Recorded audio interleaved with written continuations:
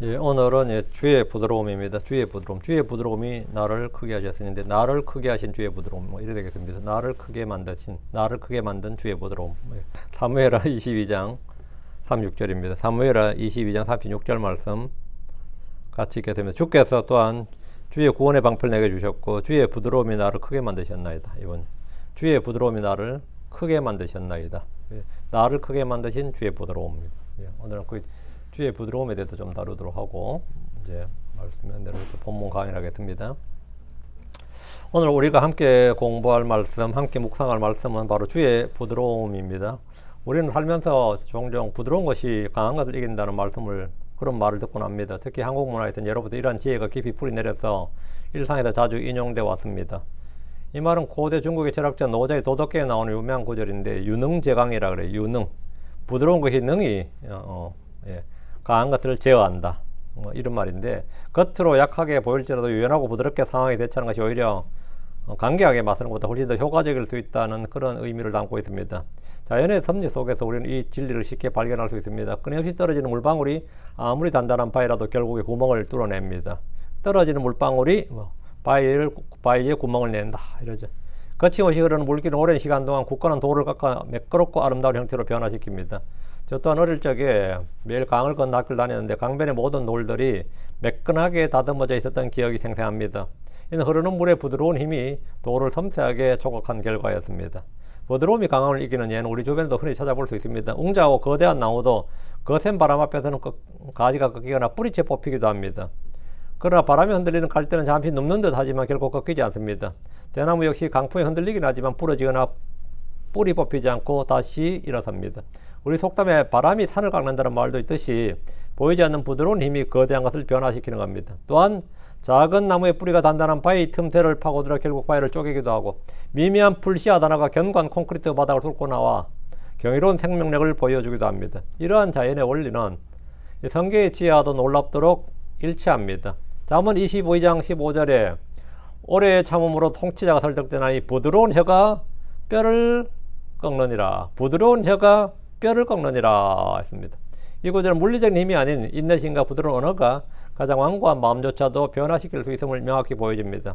뼈를 꺾는다는 것은 단순히 물리적인 파괴를 넘어 가장 단단하고 고집스러운 저항조차도 무너뜨릴 수 있는 부드러움의 강력한 영향력을 말합니다. 완악하고 고집스러운 사람의 마음을 진정으로 변화시키는 것은 엄격한 율법의 강제, 율법의 저주, 율법의 정죄, 율법의 어떤 힘이 아니라 바로 은혜입니다. 은혜는 율법보다 훨씬 더 강력한 힘을 지니고 있습니다. 율법은 죄를 깨닫게 하고 진노를 이룹니다.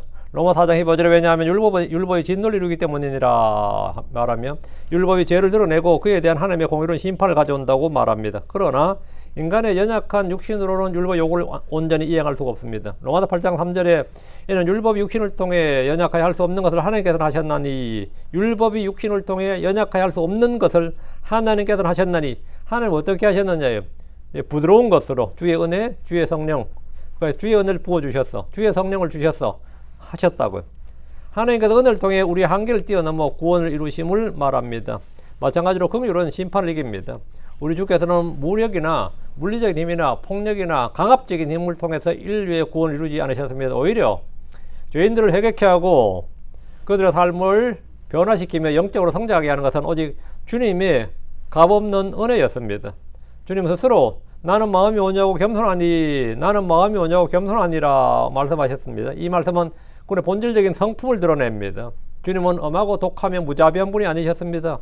그는 언제나 오래 참으시고 모든 고난을 견디시며 깊은 동정심과 자비로 가득하셨습니다. 그분의 부드러움은 죄인들을 품고 상한 마음을 치유하며 길 잃은 영혼을 인도하는 참된 힘이었습니다. 부드러움은 우리가 말하는 부드러움이라는 것은 젠틀니스 영어로 부드러움은 단순히 인간적인 성품을 넘어 성령의 9가지 열매 중에 하나입니다. 부드러움이 성령의 열매라고요. 갈라디아서 5장 22, 23절에 보면 그러나 성령의 열매는 사랑, 기쁨, 화평, 오래 참음, 부드러움, 선함, 믿음, 온유, 절제니라. 이 같은 것을 대적할 법이 없느니라 했습니다. 여기서 우리는 부드러움이란 중요한 말씀을 볼 수 있습니다. 성령의 열매 중에 부드러움이 있다는 겁니다. 그러나 많은 한글 성경 번역본들에는 제대로 번역되어 있지 않습니다. 예를 들어 개역 성경을 보면 오직 성령의 열매는 사랑, 희락, 화평, 오래 참음, 자비, 양선, 충성 이렇게 나옵니다. 여기서 자비와 충성은 성령의 열매가 아닙니다. 그 개혁 성경에 나오는 자비와 충성은 성례 열매가 아니에요. 대신 킹제임 성경에 명시된 부드러움과 절제가 성례 열매에 부드러움과 절제가 빠져 있습니다. 이는 마치 씨앗이 다르면 열매도 다르게 맺히는 자연의 이치와 같습니다. 세상에 비슷해 보이지만 품종이 다른 수많은 열매들이 있듯이 성경의 번역본들 역시 미묘한 차이로 인해 중요한 진리를 놓칠 수 있습니다. 킹제임 성경과 개혁 성경, 개혁 개정 등 다른 현대 역본들은 성례 열매 목록에서 차이를 보입니다. 심지어 많은 현대 역본들에는 절제나 믿음 같은 성례 열매가 아예 누락되어 있습니다. 절제, 믿음이 성례 열매라는 사실을 몰라요. 당연히 부드러움도 성례 열매인 줄 모릅니다. 아예 누락되어 있다고. 우리가 바른 성경을 사용해야 되는 이유는 분명합니다. 기록된 하나님의 말씀은 주 하나님께서 우리 마음에 뿌리는 그분의 씨앗이기 때문입니다. 씨앗이 다르면 그 씨앗에서 자라는 열매 또한 다를 수밖에 없습니다. 정확한 말씀의 씨앗만이 참된 성령 열매를 가져옵니다. 자, 한국어로 우리가 신사라는 말 씁니다. 젠틀맨이죠. 이 단어는 사실 성령 열매 중 하나인 부드러움에서, 그 부드러움을 가진 남자, 그게 신사입니다. 부드러움에서 유래한 겁니다. 성경의 가르침에 따르면 진정한 신사는 바로 부드러운 사람입니다. 단순히 겉모습의 예의 범절만으로 참된 신사가 될 수 없습니다. 내면의 성령이 가지 않는 사람은 결코 젠틀맨이 될 수 없습니다. 행사장에서 사회자가 아니면 진행자가 레이디 앤 젠틀맨 하면서 맨날 떠들지만 예수를 믿지 않는 사람, 성령의 열매를 맺고 그 열매를 삶으로 드러내는 사람만이 진정한 의미의 젠틀맨입니다. 구약시대의 모세는 지상에서 모든 사람보다 더 온유한 사람이었습니다. 그리고 우리 주 예수 그리스도께서는 겸손하시고 온유하시고 부드러운 인격의 소유자셨습니다. 주 예수님의 외모는 요셉이나 사울이나 다윗이나 압살롬처럼 출중하거나 뛰어난 그런 매력적이지 않았습니다. 이사야 53장 12절은 그분에 대해서 이렇게 말합니다. 그분 외모예요. 그는 모양도 없고 모함도 없으며 우리가 그를 볼 때 그를 흠모할 만한 아름다움이 전혀 없도다. 그러나 그분의 성품, 즉 그분의 속사람은 하나님께 정확한 형상입니다. 그분은 온유하셨고 겸손하셨고 부드러우셨습니다. 주 예수님은 결코 마음이 차가운 분이 아니셨습니다. 오히려 그분의 영을 받은 사람, 그분의 말씀을 받은 사람들은 영이 뜨겁게 불타오릅니다. 엠마오로 가던 두 제자는 주님의 말씀을 듣고 이렇게 고백했습니다. 누가복음 24장 32절에 그분께서 길에서 우리와 말씀하시고 그분이 우리에게 성경 기록들을 열어주실 때에 우리 속에서 마음이 타오르지 아니하더냐, 마음이 불타오르지 아니하느냐. 타오르기 번 우리를 데웠다는 거예요. 우리 버너라 그러죠. 버닝. 우리 속에서 마음이 타오르지 아니하더냐 합니다. 주의 말씀은 우리 마음을 타오르게 하는 겁니다. 예레미야 3장 29절에 주님은 예레미야에게 자신의 말씀을 이렇게 주셨어요. 내 말이 불같지 아니하냐 주께서 말씀하시니라. 또 바위를 산산조각 부수는 새망치 같지 아니하냐. 아무리 차갑고 완고한 마음의 소유자라도 말씀의 은혜를 받으면 그 영이 뜨거워지고 속에서 마음이 불타오르는 경험을 하게 됩니다. 주님 우리에게 너희 허리에 띠를 두르며 또 너희 등불을 타오르게 하라 했습니다. 너희 등불을 타오르게 할 때 그 등불이 뭐냐? 사람 속의 등불은 사람의 영입니다. 사람의 영, 그건 주의 등잔불입니다. 주의 영은 우리 영혼에, 우리 혼에 부어지는 신선한 기름과 같아서 주의 말씀이 들어오면 우리 안에서 불타오르게 됩니다. 세상에 빛을 비추고 싶다면 먼저 우리 자신의 등불을 타오르게 됩니다. 유대인이자 율법사였던 아볼로는 주의 길에 대한 가르침을 받아 영이 뜨거운 사람이었습니다. 그는 비록 요한의 침례만 알고 있었을 뿐이었음에도 뜨거운 영을 지니고 있었습니다. 주님께서는 뜨겁지도 차지도 아니한 미지근한 것을 가장 싫어하십니다. 그건 내가 토해내겠다고 했어요. 뜨겁든지 차든지 하라고 했죠. 라오디게아 교회를 향한 책망처럼 우리의 신앙생활은 뜨겁거나 차갑거나 둘 중 하나이 됩니다. 주님을 섬길 때 우리는 뜨거운 영으로 섬겨야 됩니다. 섬길 때 뜨거운 영이 필요하다고. 로마 12장 11절은 일에는 게으르지 말라. 영 안에서 뜨겁게 주를 섬기라 했고, 이웃 사랑과 형제 사랑 역시 뜨거운 사랑해야 됩니다. 식어버린 라면 국물이 아무 맛이 없듯이, 식어버린 커피가 아무런 풍미를 주지 못하듯이 식어버린 사랑은 그 본래의 가치를 잃습니다. 베드로전서 1장 22절에 너희가 성령을 통해 진리에 순종하며 너희들의 혼을 깨끗하게 하고 거짓없이 형제들을 사랑하였으니 너희는 순수한 마음으로 주의하여 서로를 뜨겁게 사랑하라. 여러분, 너희는 서로를 뜨겁게 사랑하라. 사랑은 뜨거워야 된다는 거죠. 사랑은 차가워서는 안 되고 뜨거워야 돼. 미근해서는 안 되고 뜨거워야 돼. 베드로전서 4장 8절 그리고 무엇보다 너희들 가운데서 뜨거운 사랑을 품어라. 이는 사랑이 허다한 죄들을 덮을 것이기 때문이라. 여러분, 그리고 무엇보다도 너희들 가운데 뜨거운 사랑을 품어라. 사랑은 왜 된다? 성격이 불같이 뜨거워야 된다. 이거. 그래서 사람들 일상생활에서 불타는 사랑이라는 말을 써요. 불타는 사랑, 뜨거운 사랑이란 말이죠. 그 주를 섬길 때도 뭐라 영안에서 뜨겁게 주를 섬기라. 사랑도 뭐 뜨겁게 사랑하라 이거예요. 기도 또한 뜨거운 기도가 효력이 있습니다. 뜨거운 기도가 효력이 있다고. 야고보서 5장 16절에 의로운 자의 효력이 있고 뜨거운 기도는 효용이 많으니라.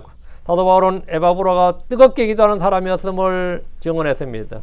골로새 4장 12절에 너희들 중에 하나요 그리스도의 종인 에바브라가 내게 문안하노니 그가 너희를 위해 항상 기도들 속에서 뜨겁게 수고하노라. 기도들 속에 항상 기도들 속에서 뜨겁게 수고하느니라. 이것은 너희가 하나님의 모든 뜻 안에서 완전하고 완벽하게 서게 하려면이라. 이렇게 기도의 수고가 있어야 성도들이 바르게 선다는 거죠. 다음 그 기도도 뜨겁게 하라는 거죠. 다음 교제할 때도 뜨거운 마음으로 서로 교제하라고 합니다. 고린도 교회도 바울을 향한 뜨거운 마음을 지닌 사람들이 있었습니다. 물론 바울에 대해 삐딱한 사람도 있었지만 바울을 향해서 뜨거운 마음을 가진 사람들이 있었다고. 고린도후서 7장 7절에 그리고 그를 오게 한 것뿐만 아니라 그가 너희 안에서 위로받을 때 얻은 그 안위로 위로하셨나니 그가 너희의 간절한 소망과 너희의 애곡과 나를 향한 너희의 뜨거운 마음을 우리에게 말해 주었습니다. 너희의 뜨거운 마음, 우리를 향한 너희의 뜨거운 마음을 말해 줬다고.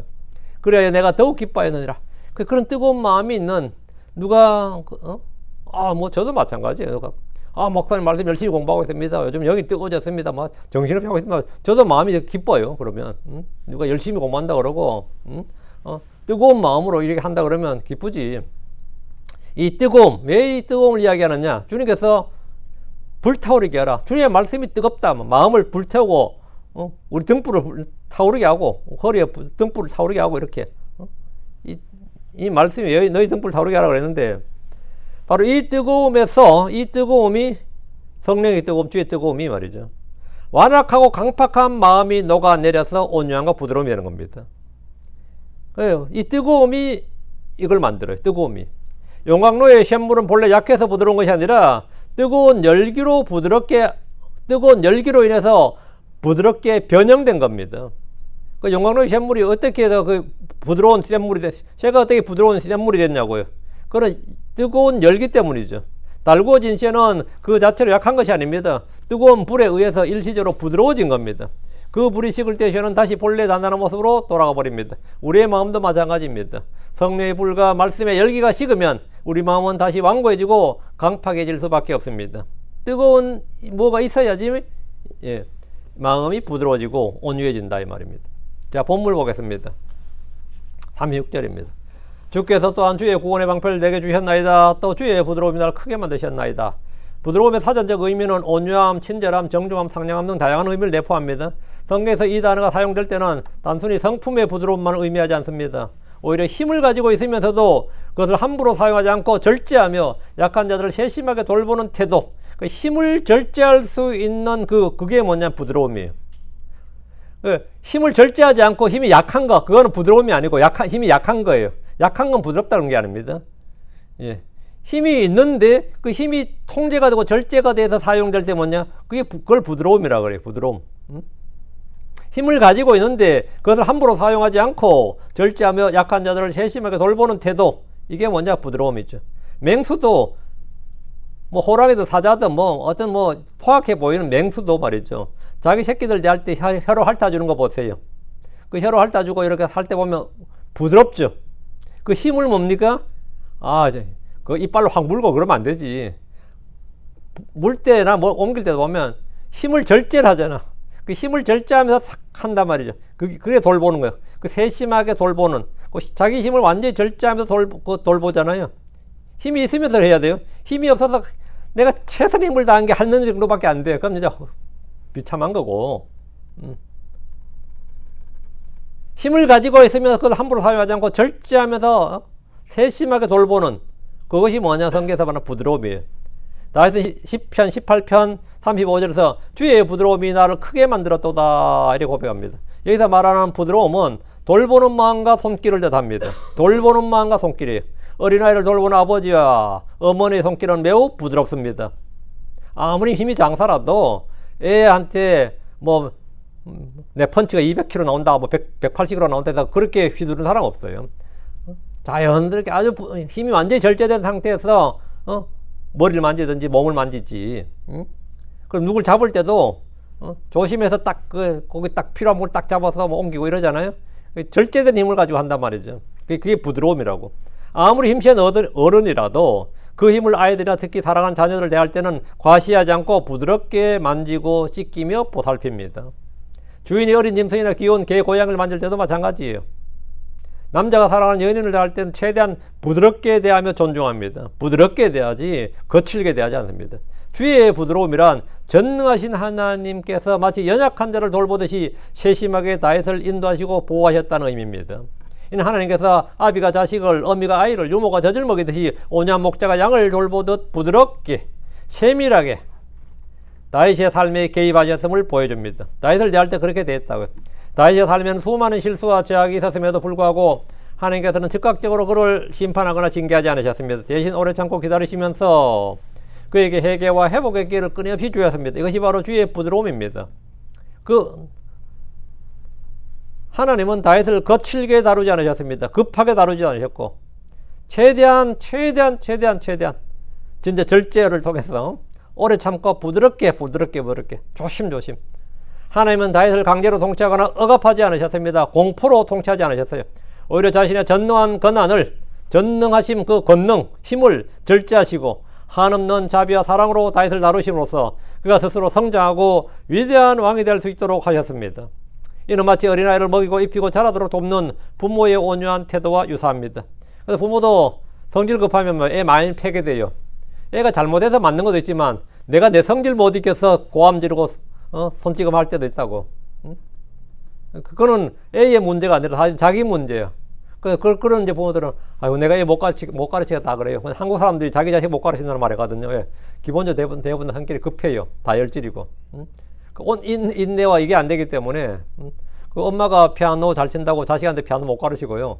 엄마가 수학 잘한다고 자식한테 산수 못 가르쳐요. 그리고 뭐 한국 하면 그 말도 부부간 그러잖아요. 부부간 운전 가르치는 거 아니라 그러잖아. 그 말 왜 하겠어요? 이게 안 되잖아. 온유가 안 되니까. 부드러운 거 온유가 안 된다니까. 부드러운 거 온유라는 것은 뭐지? 오래 참을 줄 알아야 되고 절제도 돼야 되고 친절함, 정중함, 상냥함 이게 다 나와야 돼. 이게 부드러움, 주의 부드러움이야. 그렇다면 우리 크리스천들은 어떻게 해야 될까요? 어떻게 해야 됩니까? 우리 주 예수님의 온유함과 겸손 그리고 부드러움을 배워서 모든 사람의 그것들을 삶의 열매로 드러내야 됩니다.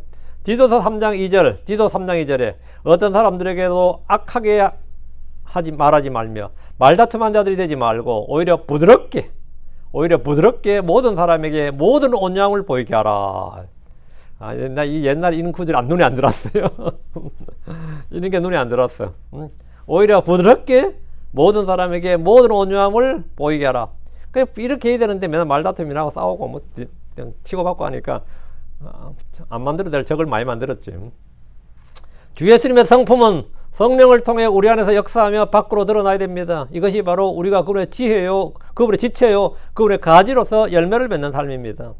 부드러움은 단순히 타고난 성격이나 기질이 아니라 성령의 역사로 맺히는 열매이며 추상적인 개념이 아니라 실제적인 삶에서 나타나는 관계적인 속성입니다. 하나님의 신격과 성품이 우리 안에서 일하고 그것이 우리의 말과 행동 그리고 삶 전체로 나타나는 것이 바로 진정한 믿음의 삶이요 영적인 삶입니다.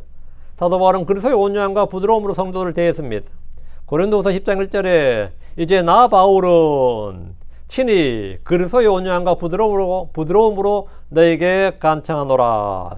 그리스도의 온유함과 부드러움으로 이게 뭐냐 베이스였다 이거죠. 사람을 대하는 인간관계의 베이스가 이거다 말이죠. 우리 역시 그리스도의 사랑으로, 그리스도의 온유함으로, 그리스도의 부드러움으로, 그리스도의 은혜로, 그리스도의 용서함으로, 그리스도의 오래 참으심으로 하여튼 그리스도의 어떠하심을 통으로 어떠하심을 가지고 그분의 것으로 살아가야 되는 겁니다. 그리스도의 어떠하심을 가지고 그걸 받아서 우리가 그것으로 살아가는 것, 그게 크리스천의 삶입니다. 다시 36절 주께서 또한 주의 구원의 방패를 내게 주셨나이다. 또 주의 부드러움이 나를 크게 만드셨나이다. 다윗은 주님께서 자신에게 구원의 방패를 주셨다고 고백하 주의 구원의 방패를 주셨다. 그가 수많은 전쟁터를 누비며 생존하고 승리할 수 있었던 것은 그에게 주의 구원의 방패가 있었기 때문입니다. 이 방패는 말 그대로 주님의 것이고 주님께서 친히 다윗에게 구원의 방패가 되어 주셨다는 뜻입니다. 주의 구원의 방패는 하나님의 절대적인 보호와 구원하신 능력, 믿는 자에게 주어지는 흔들림 없는 안전을 강조할 때 사용됩니다. 하나님께서는 아브라함에게도 내가 너의 방패라고 말씀하셨습니다. 이는 아브라함의 안전을 책임져 주시는 분이 책임자가 누구냐? 주 하나님이고 그를 절대적으로 보호하시겠다는 약속이었습니다. 다윗이 지금까지 수많은 전쟁터에서 그리고 사울 왕과 같은 원수들로부터 살아남았던 것은 자신의 힘이나 능력이나 아니면 요행으로 운으로 그리 된 게 아닙니다. 그게 아니에요. 오직 하나님의 구원하신 능력에 의해 보호받았기 때문입니다. 여기서 구원은 구약 성경의 맥락에서 칼과 기근과 역병과 원수들 그리고 각종 물리적인 위협으로부터 구원을 말합니다. 이는 신약에서 우리가 다룬 죄로부터의 구원이라든지 뭐 지옥의 형벌에서 구원받는 것과 다른 차원의 구원입니다. 주의 구원의 방패, 이건 적의 어떤 공격도 막아낼 수 있는, 어떤 위험이나 어려움으로서도 막아낼 수 있는 완전하고 견고한 방패로서 이를 통해서 다윗은 최종적으로 승리자요, 정복자요, 위대한 왕이 될 수 있었다는 겁니다. 우리 크리스천들은 그리스도의 좋은 군사들로서 하나님의 전신갑주를 입어야 합니다. 그 전신갑주 중 하나가 뭐죠? 믿음의 방패. 다윗은 구원의 방패, 여기서는 믿음의 방패죠. 믿음의 방패는 사탄이 쏘는 불화살, 즉 의심이나 유혹이나 절망이나 죄책감 같은 영적 공격을 소멸시키는 역할을 합니다. 막아내는 거죠. 이 믿음의 방패는 주 예수의 믿음, 즉 주의 말씀에서 나오는 믿음이 우리를 지켜주는 방패가 된다는 말입니다. 에베소 6장 17절에는 구원의 방패가 아니라 구원의 투구라고 나와요. 구원의 방패가 아니고 구원의 투구, 믿음의 방패죠. 시편에 지금요, 시편 18편이나 지금 사무엘하 22장에는 뭡니까? 구원의 방패라 그랬단 말이죠. 네. 구원의 투구라 해야 돼. 투구는 뭐죠? 머리를 막는 방패예요. 머리만 딱 막는 방패가 뭐죠? 그게 투구예요. 그게 구원의 투구라고. 투구는 머리를 안전하게 지켜주고 보호하는 방어수단입니다. 다윗은 주의 구원의 방패를 가졌기에 전쟁터를 누비고 다녔지만 전혀 다치거나 상한 일이 없었습니다. 하나님은 우리를 지키시는 분입니다. 위험이 없었다는 말이고, 위험은 많았어요. 위험은 많았지만 결과적으로 어쨌든 다치거나 상한 일이 없었다고. 하나님은 그를 안전하게 지키셨습니다. 크리스천들은 예수 그리스도라는 선한 목자가 지키시고 돌보시는 그분의 양들입니다. 우리는 그분의 자녀들입니다. 그분의 백성들입니다. 그분의 지체들입니다. 우리는 주 하나님이라는 크고 위대한 분이 돌보시는 자들입니다. 주를 신뢰하십시오. 그분은 주를 신뢰하는 모든 자들에게 방패가 되시느니라. 방패가 되십니다. 다시 36절. 또 주의 부드러움이 나를 크게 만드셨나이다. 주의 부드러움이 나를 크게 만드셨나이다. 주의 방패가 다윗을 모든 위험에서 안전하게 보증해 주었고 전쟁에서 완전한 승리를 주었다면 주의 부드러움은 다윗을 위대한 인물로 만들었습니다. 하나님 아브라함을 크게 만드셨습니다. 아브라함이 뭘 해서 큰 사람이 된 거예요? 아브라함이 뭘 했기에 인류 역사에 아브라함을 모르는 사람이 없을 만큼 아브라함이 뭘 했기에 그는 위대한 학자도 아니었고 군왕도 아니었고 성현도 아니었습니다. 인류에 빛을 남길 만한 어떤 철학이나 어떤 가르침이나 종교를 만든 사람이 아니에요. 그런데 위대한 인류를 막 역사를 뒤바꿔 놓을 만한 어떤 뭘 만든 것도 아니고 발명가도 아니고 발견한 사람도 아닙니다. 그가 아니란 오직 주의 말씀을 믿고 순종한 것이 전부입니다. 주의 말씀을 믿고 순종한 것, 주의 말씀을 믿고 순종한 것이 전부예요. 아브라함 주의 말씀을 신뢰했고 늙은 나이에 아들 이삭을 얻었습니다. 그리고 주의 명령에 따라 그 아들을 모리아 산으로 데려가 제단 위에 바쳤습니다. 하나님은 그의 믿음을 의로 여기셨고 그의 행위를 의롭게 인정하셨습니다. 그 결과 아브라함은 수천 년 동안 인류 역사상 가장 유명한 인물, 가장 위대한 인물이 되었고 세계 주요 종교의 시조, 주로 캐톨릭도 그렇고 무슬림도 그렇고 개신교도 그렇고 유대교도 그렇고 세계 주요 종교가 전부 다 그를 시조로 삼습니다. 유대교의 시조는 다 아브라함이라고 그러잖아요. 무슬림의 시조 다 아브라함입니다. 우리 조상 아브라함이라고 해요. 기독교 우리는 아브라함의 자녀라잖아요. 다 아브라함을 그들의 시조로 삼고 자기들은 그의 자녀들임을 스스로 자처합니다. 모세는 이집트에 종살을 하던 민족을 구출하여 가나안 땅으로 인도했습니다. 다윗은 평생토록 이스라엘 민족과 국가를 위해서 수많은 일을 했습니다. 그는 필리스틴 군대에 침략해 봐서 골리앗을 죽임으로써 민족을 구원했습니다. 그는 수많은 전쟁에서 승리하며 노랑물을 취했고 사방에서 안식과 평화를 가져왔습니다. 영토를 넓혔고 이스라엘 제국을 건설했습니다. 그는 누구라도 인정할 만한 엄청난 성취와 업적을 이룬 것에 분명합니다. 다윗은 아브라함처럼 그냥 믿음만 지녔던 게 아니라 가시적 결과가 있었던 사람이죠. 성취가 있었다고, 업적이 있었단 말이죠. 이처럼 아브라함, 모세, 다윗을 위대하게 만드신 분은 그들 스스로가 아니라 아니면 후대 민족들이 그렇게 신성시하거나 영인격한 게 아니라 하나님이었다. 그들을 크게 만드신 분은 바로 하나님이셨습니다. 특히 다윗을 크게 만든 것은 다윗의 능력이나 지략이 아니라 바로 주의 부드러움이었다. 주의 부드러움이었다. 37절입니다. 주께서 내 밑에 발디딜 곳을 넓히셨나이다. 그래야 내 발이 미끄러지지 아니하였나이다. 다윗은 이전에 주님께서 자신의 발을 암사슴의 발 같게 하셨고 높은 곳에 두셨다고 고백했습니다. 이제는 내 발에 발 디딜 곳을 넓히셨다 했는데 이건 문학적 표현이죠. 노루나 사슴은 산비탈의 좁은 길을 날렵하게 달릴 줄 압니다. 암벽 등반가나 산악 등반가에게 발 디딜 곳을 찾는 것은 곧 성공의 핵심입니다. 산악 등반을 성공하려면 뭐 해야 되죠? 발 디딜 곳을 찾아낼 수 있으면 돼요. 발 디딜 곳만 계속해서 찾아낼 수 있으면 산악 등반 할 수 있는 겁니다. 근데 발 디딜 곳을 한참 올라가다 발 디딜 곳을 못 찾아. 붙잡을 것을 못 찾아. 그럼 뭐되냐? 포기해야 되는 겁니다. 발 디딜 것을 못 찾아. 발을 디뎠는데 미끄러져 버리네. 거기가 너무 좁았어. 미끄러져 버리네. 그럼 추락하는 겁니다. 발 디딜 곳을 찾아야 돼요. 대부분의 사고는 발 디딜 곳을 찾지 못하거나 발 디딜 곳을 찾기는 찾았는데 그게 미끄러져 버리네. 그러면 추락하는 거죠. 그런데 주님께서 그의 발 디딜 곳을 넓혀주셨다는 것은 그가 걷고 달리는데 아무런 문제가 없었다. 그러니까 넘어질 일도 없었고 미끄러질 일은 없었고 뭐 이랬다는 말이죠. 그러니까 주님께서 그의 발 디딜 곳을 넓혀주었다는 것은 그가 걷고 달리는데 아무런 문제가 없도록 해주었다는 말입니다. 군인들은 전쟁터에서 갈 때, 행군할 때 군인들이 앞에 있는 군인들이 밟은 발자국을 그대로 따라갑니다. 앞선 군인들이 밟은 발자국을 그대로 따라가요. 어디에 지뢰가 묻혀 있는지, 어떤 함정이 도사리고 있는지 알 수 없기 때문입니다. 올무가 있는지, 함정이 있는지, 뭐 지뢰가 있는지, 덫이 있는지 알 수가 없단 말이에요. 그래서 행군할 때 앞서간 병사들의 발자취를 그대로 뒤따르게 하는 겁니다. 왜 일렬로 쭉 가는지 알겠죠? 일렬로 가는 이유가 바로 거기 있어요. 근데 발 디딜 곳이 자유롭다면 진군의 속도 제한이 없어지게 됩니다. 발 디딜 곳에 만약 내가 발 디딜 곳에 제한이 없다. 이게 없다 그러면 달리는데 진군의 제한이 없어요. 거침없이 나아갈 수 있게 되는 겁니다.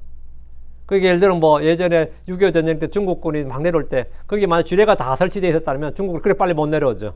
근데 그때 발 디딜 곳에 제한이 없었기 때문에 그렇게 많은 인원들이 일렬로 내려오지 않고 횡대로 막 내려오는 거예요. 횡대로. 그 떼거리들이.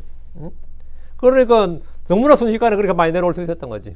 일절로 쭉 가야 되는데 애들이 그런 거 필요 없어. 그냥 막 내려가. 인해 전술 뭐 죽으면 죽고 막 상관없다. 이러니까 완전히 막 물밀듯이 내려온다는 표현이 그냥 문자 그대로 되어버린 거예요. 물밀듯이란 표현이. 지금 다윗이 하는 말이 주께서 내 밑에 발 디딜 곳을 넓히셨나이다. 이 말씀은 여기 지금 사무엘하 20장 20절에 넓은 곳으로 인도하셨다는 말씀과 맥을 같이 합니다. 이 말씀은 단순히 개인의 안전을 넘어 승리를 통한 영토 확장을 의미합니다. 다윗이 전쟁에서 승리함으로써 이스라엘 땅을 넓혔고 그가 발 디딜 수 있는 곳이 더욱 넓어졌다는 뜻이 됩니다. 이 두 가지 의미가 있는 거죠. 예. 일반적으로 거주지나 삶의 터전이 넓어졌다는 의미로 이제 유대에서 쓰는 표현은 장막을 넓혔다 그래요. 장막터를 넓혔다, 장막을 넓혔다 그러면 그 영토를 넓혔다는 뜻입니다. 왜? 삶의 주거지, 경계를 넓혔다는 뜻이니까. 다윗이 발 디딜 곳은 주변 국가들을 정복함으로써 점점 넓어졌고 전쟁을 수행하는데 아무런 장애물이 없었습니다. 그리하여 내 발이 미끄러지지 아니하였나이다. 발 디딜 곳이 넓었으니까 미끄러질 일이 전혀 없었다는 말입니다. 비탈의 좁은 길을 걷자면 발 디딜 곳이 좁아서 자주 미끄러지거나 넘어지게 됩니다. 발 디딜 곳이 없는 늪지대나 강물이 나오면 걸을 수가 없습니다. 기원전 218년경에 우리가 2차 포에니 전쟁을 하죠. 로마가 가르타고에 선전포고를 하자 한니발은 기다렸다는 듯이 38,000의 보병과 8,000의 기병과 코끼리 37마리를 끌고 알프스산을 넘었습니다. 알프스산을 넘었어요. 근데 알프스산을 넘는데 발 디딜 곳이 있었어요. 산악지형이 군대가 넘어가기는 너무나 힘든 길이었어요. 그것도 하필이면 또 한겨울이었습니다. 아프리카 출신 장병들은 미친 거죠. 한겨울에 알프스를 넘으니까 추위에 힘들어했고 그런데 문제는 산의 정상에 올라와서 딱 보니까 내려가니 더 험난했습니다. 올라오는 것도 너무 힘들었는데 내려가는 길이 더 험난했어요. 그래서 알프스 산맥을 돌파한 뒤에 남은 병력은 38,000의 보병이 38,000이었는데 18,000명 반이 죽었어요.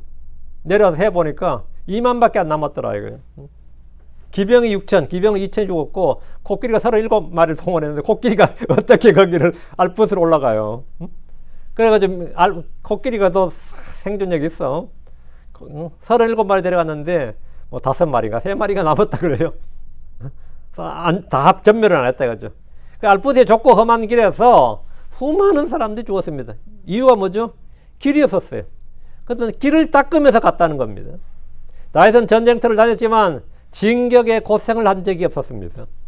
이 공격을 하는데 진격의 고생을 한 적이 없다고. 그는 산이든 광야든 어느 도시로 가든지 발이 미끄러진 적이 없었다는 겁니다. 이는 하나님께서 그의 발디딜 곳을 넓혀주셨기 때문이고, 발디딜 곳을 넓히니까 이제는 뭡니까? 거기가 전부 자기 영토가 되면, 자기 지역이 되니까 이제는 진짜 또 경계가 넓어진 거죠. 이처럼 하나님은 그를 인도하셨고 그의 길을 평탄하게 하셨습니다. 38절, 내가 내 원수들을 죽여가였고 그들을 멸하였나이다. 또 내가 그들을 소멸시키기 전에는 돌이키지 아니하였나이다. 주님께서는 다윗의 발을 암사슴의 발같이 해주신 데다 발디딜 곳을 넓혀주셨기에 다윗은 원수들을 맹렬히 죽여겠고 그들을 완전히 멸했습니다. 도망가는 자들은 자기 땅에서 도망가면 지리가 뻔하니까 빨리 도망갈 수 있죠. 근데 공격하는 사람들은 아무래도 진격 속도가 느려요. 그래서 도망이 편하고 게릴라전도 펼칠 수 있는데, 도망하는 사람보다 진격하는 사람이 더 빠르면 어떻게 되는 거죠? 그럼 전쟁이 안 되지. 아니, 공격수들이 우리 도망치는 사람보다 더 빨라버리면 그건 전쟁이 안 되는 거지. 그런데 다윗의 추격 속도가 공격을 한번 시작하면 그 공격이 얼마나 빨랐든지 상대가 추격을 하는데 도망자들도 더 빨리 뒤쫓아오는 거예요. 그래서 그들을 완전히 멸했다는 겁니다. 내가 내 원수를 추격하였고 그들을 멸하였나이다. 사울왕은 40년 동안 적이 쳐들어오면 방어하는 데 전력했지만 다윗은 반대로 원수들을 추격하고 멸하는 데 전력했습니다. 다윗이 공격을 시작하면 중간에 적당히 멈추는 일이 없었습니다. 사울처럼 방어만 하는 군대는 공격하는 적이 물러날 때까지 수비만 하다가 적이 물러나면 만세 부르면서 승리했다고 자랑하는 거예요. 그게 수비하는 군대입니다. 적을 물리쳤다 이거지. 우리가 이겼다는 개념이 뭐냐? 더 이상 못 오게 막아내면 그걸 승리로 생각합니다. 그게 방어, 수비되는 거래요. 그러나 다윗처럼 공격을 하는 군대는 상대를 추격해서 그들에게 항복을 받아내거나 완전히 소멸시켜버립니다. 다윗은 원수들을 소멸시키기 전에는 결코 돌이키지 않았습니다. 본문에 돌이키지 않았다. 군대를 돌리지 않았다고. 그의 전쟁은 철저했고 단호했습니다. 39절, 그리고 내가 그들을 소멸시켰으며 그들에게 부상을 입혔나이다. 이로써 그들이 일어나지 못하였으며 참으로 그들이 내 발밑에 쓰러졌나이다. 전사 다윗의 이러한 모습은 전쟁의 주 하나님을 보여주며 재림하신 주 예수님의 예표이기도 합니다. 다윗은 적들을 소멸시키고 부상을 입혔습니다. 일부는 포로로 사로잡기도 했습니다. 진멸해야 할 때는 모조리 죽였는데 오늘날 우리가 볼 때는 전쟁 범죄가 아닐까 싶을 정도로 철저하게 멸했습니다. 다윗은 전쟁을 하면 완전히 진멸하여 그들이 다시 일어나지 못하도록 했습니다. 어설픈 승리는 얼마 지나지 않아 그들이 힘을 길러서 다시 복수를 불러오기 때문입니다. 다윗은 적들을 철저히 멸했습니다. 지금 39절에 참으로 그들이 내 발밑에 쓰러졌나이다. 다윗의 이러한 모습 역시 전쟁의 주이신 예수의 모습입니다. 초림 때 주님은 어린 양으로 이 땅에 섬기러 오셨습니다. 구원하러 오셨습니다. 자신을 많은 사람의 대속물로 주려고 오셨습니다. 그분은 아무도 멸하지 않으셨습니다. 아무도 거절하지 않으셨어요. 죽게 나오는 자는 누구나 다 accept, 받아주셨습니다. 그러나 그날에 주님은 유다 지파의 사자로 이 땅에 오십니다. 그분은 심판자로 이 땅에 오셔서 대적들과 원수들을 멸하시고 그들을 쳐서 발밑에서 쓰러지게 하실 겁니다. 이 다윗의 장면은 뭐냐? 심판자 예수 그리스도의 예표예요. 40절, 이는 주께서 전투하게 하시려고 힘으로 내게 띠를 두르셨나이다. 나를 대적하여 일어난 자들을 주께서 내 밑에 굴복시키셨나이다. 주님은 다윗에게 전쟁을 가르치셨습니다. 그리고 구원의 방패를 주셨습니다. 다윗이 싸울 때마다 승리할 수 있었던 것은 주님께서 그에게 기름을 부으시고 전투하게 하시려고 힘으로 그에게 띠를 두르셨기 때문입니다. 다윗에게는 단순히 육신의 힘 외에 주의 힘이 있었습니다. 육신의 힘 외에 주의 힘이 있었다고. 육신의 지혜 외에 주의 지혜가 있었다고. 육신의 힘으로 싸우는 사람은 주의 힘으로 싸우는 사람과 결코 적수가 될 수 없습니다. 다윗의 가장 강력한 무기는 칼과 창이 아니라 바로 주 하나님이셨습니다. 그가 신뢰하는 주의 이름이 그의 방패였고 요새였고 피난처였을 뿐 아니라 원수를 무찌르는 강력한 공격 무기였습니다. 사무엘상 17장 45절에서 다윗은 골리앗에게 이렇게 선포했습니다. 그때 다윗이 그 필리스틴 사람에게 말하였더라. 너는 칼과 창과 방패를 가지고 내게 오는도다. 그러나 나는 만군의 주 이스라엘 군대의 하나님, 내가 도전한 그분의 이름으로 내게 가노라. 다윗의 무기는 뭐였다? 주의 이름이었다. 만군의 주 이스라엘의 군대의 하나님, 내가 도전한 그분의 이름으로. 다윗의 무기는 이거였다는 겁니다. 다윗은 주의 이름으로 골리앗에게 나아갔습니다. 그는 가만히 있어서 그를 기다린 것이 아닙니다. 다윗의 믿음은 단순히 정신적인 신앙이나 마음의 평안이나 안정을 구하는 그런 것이 아니었습니다. 주 하나님은 우리의 현실의 삶의 모든 사건들에서 함께 일하시는 분입니다. 다윗이 하나님은 다윗의 삶에서 모든 걸 함께 하시는 분이었다. 함께 계시는 분이었다. 함께 일하시는 분이었다고. 우리는 하나님과 함께 일하는 일꾼들입니다. 다윗은 골리앗과 싸움에 나갈 때 주께서 그를 자기 손에 넘겨주실 것임을 믿고 확신했습니다. 주 하나님 우리의 영적 정신적 영역에 계신 분이 아니라 우리의 현실적인 삶에 계시는 분입니다. 우리의 일상의 삶에 그냥 계시는 분이에요. 일상의 삶의 모든 일에 개입하시는 분이고 모든 일에 함께 계시는 분, 함께 일하시는 분이라고요. 함께 일하시는 분이라고. 내가 라면 하나 끓여더라도 주님 그때 함께 하시는 분이다. 주님 우리 함께 하시는 분이다 이거죠. 사무엘상 17장 46절 47절은 다윗이 확신을 더 분명히 보여줍니다. 이날 주께서 너를 내 손에 넘겨줄 것이요 또 내가 너를 쳐서 내게서 내 머리를 취하고 또 이날 필리스틴 사람들의 군대 사체를 공중의 날짐승들과 땅의 들짐승들에게 주어 이스라엘의 한 하나님이 계심을 온 땅에 알게 하리라. 또 이 모인 온 무리가 주께서 칼이나 창으로 구원하지 아니하심을 알리라. 이는 전쟁은 주께서 속한 것이요 또 그분께서 내일 우리 손에 넘겨주실 것이기 때문이라. 다윗은 평생토록 주님께서 자신과 함께 계시며 힘으로 그에게 띠를 둘러주셨고 다윗을 대적하는 자들을 다윗의 발밑에 굴복시킨 사실을 생생하게 증언했습니다. 그리고 자기는 그걸 다 체험했습니다. 자기는 거짓을 말한 게 체험한 걸 증언한 겁니다. 지금 그가 하는 말은 단순히 교리가 아니고 그냥 가르침이 아니에요. 그의 삶을 통해 얻은 믿음의 선한 간증이고 살아있는 체험입니다. 이것은 모든 크리스천들이 이 땅에서 일상에서 늘 체험할 수 있는 일들입니다. 41절 주께서 또한 내 원수들의 목을 내게 주셨나이다. 이로써 내가 나를 미워하는 자들을 멸하게 하셨나이다. 다윗은 자신의 승리를 자신의 손이 이룬 성취라고 하지 않습니다. 그는 자신을 자랑하지 않았습니다. 사람들에게 인정받으려거나 높임을 받으려 하지 않았습니다. 다윗은 모든 승리가 주의 것이고 주께서 이루신 것임을 증언하고 오직 주님께 영광을 돌리고 있었습니다. 일개 목동에 불과했던 다윗을 위대한 장수의 왕으로 만드신 분은 주 하나님이셨음을 증언하는 겁니다. 다윗은 주님을 높임으로써 오히려 자신을 비난하는 사람들의 공격과 비판에서 자유로울 수 있었습니다. 일반적으로 다윗 정도의 업적과 성취를 이룬 군왕이 등장하면 신하들이나 후대에서는 그를 신격화하고 그를 기념하는 사업을 벌이기 마련입니다. 그러나 다윗은 모든 공로를 철저히 주 하나님에게 돌리임으로써 자신을 찬양할 여지를 없앴습니다. 대신 누구라도 주님을 신뢰하고 주의 은혜를 입을 때 승리자가 될 수 있다는 사실을 스스로 증명해 보였습니다. 자신이 뭐다? 증인이다 이거예요. 주를 신뢰하고 주의 은혜를 입을 때 누구나 이렇게 승리자가 될 수 있고 정복자가 될 수 있고 주님이 크게 하신다는 그 증인이 누구냐? 그게 다윗이에요. 다윗은 원수들을 이겼던 자신이 위대한 것이 아니라 목동에 불과했던 자신을 승리자요 정복자로 왕으로 만들어주신 하나님이 위대하시다 크시다는 사실을 선포한 겁니다. 자신이 얼마나 위대한가가 아니라 나를 위대하게 사용하신 나를 위대하게 만드신 주님이 뭐다? 크신 하나님이다. 그분이 크신 분이다. 그게 중요하다 이거예요. 내가 큰 게 아니라 주님이 크신 분이다는 겁니다. 다시 41절 주께서 또한 내 원수들의 목을 내게 주셨나이다. 이 말은 원수들의 목을 베었다 또는 발로 밟았다는 뜻입니다. 고대 전쟁에서 정복자는 원수들을 잡아와서 그들의 목을 밟아서 부러뜨림으로써 승리를 선한 일이 흔했습니다. 가나안 정복 전쟁 때 여호수아는 왕들을 잡아다 동굴에 가두어 두었고 그걸 이제 전쟁이 끝나서 왕들 불러내서 어떻게 했어요? 그들을 끌어내서 발로 밟게 했습니다. 여호수아 10장 24절에 보면 이 장면이 있어요. 그리고 이런 일이 있었으니 그들이 그 왕들을 여호수아에게로 끌어냈을 때 여호수아가 이스라엘의 모든 사람을 부르고 자기와 함께 나아갔던 군사들의 대장들에게 말하였더라. 가까이 와서 이 왕들의 목을 너희 발로 밟으라. 이 왕들을 뭐라고요? 이 왕들의 목을 너희 발로 밟으라. 이에 그들이 가까이 나아가 그들의 목을 그들의 발로 밟았더라.